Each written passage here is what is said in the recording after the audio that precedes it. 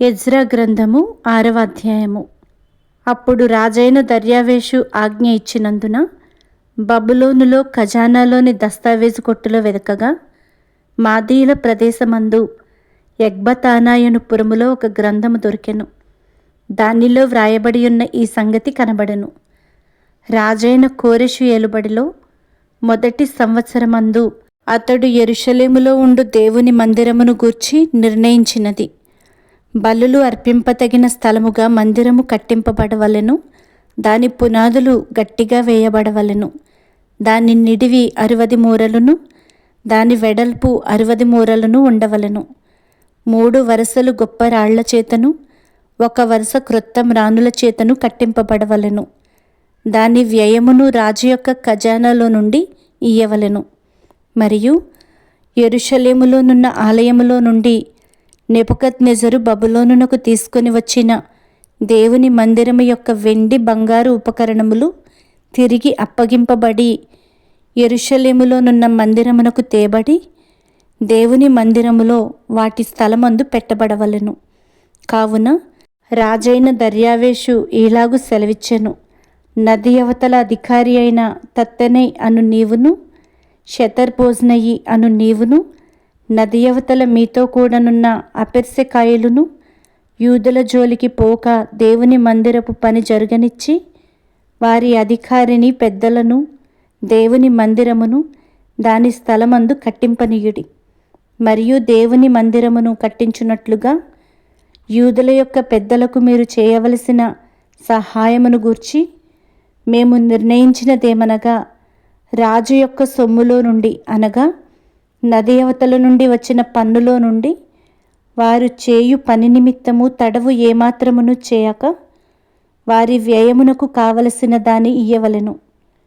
మరియు ఆకాశమందలి దేవునికి దహన బలులు అర్పించుటకై కోడెలే గాని గొర్రె పొట్టేళ్లే గాని గొర్రె పిల్లలే గాని గోధుమలే గాని ఉప్పే గాని ద్రాక్షారసమే గాని నూనెయే గాని యెరూషలేములోనున్న యాజకులు ఆకాశమందలి దేవునికి సువాసన అయిన అర్పణలను అర్పించి రాజును అతని కుమారులను జీవించినట్లు ప్రార్థన చేయు నిమిత్తమై వారు చెప్పిన దానిని బట్టి ప్రతి దినమును తప్పకుండా వారికి కావలసినదంతయు ఇయ్యవలెను.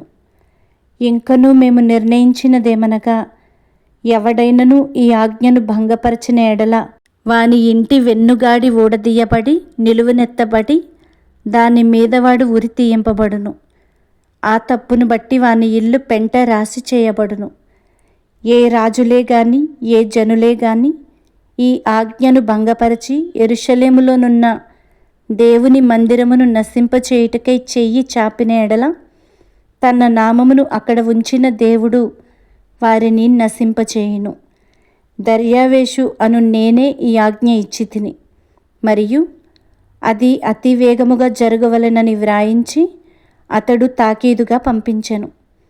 అప్పుడు నది యువతల అధికారి అయిన తత్తెనయును షెతర్బోజ్నయును వారి పక్షమున నున్నవారును రాజైన దర్యావేషు ఇచ్చిన ఆజ్ఞ చొప్పున వేగముగా పని జరిపించిరి.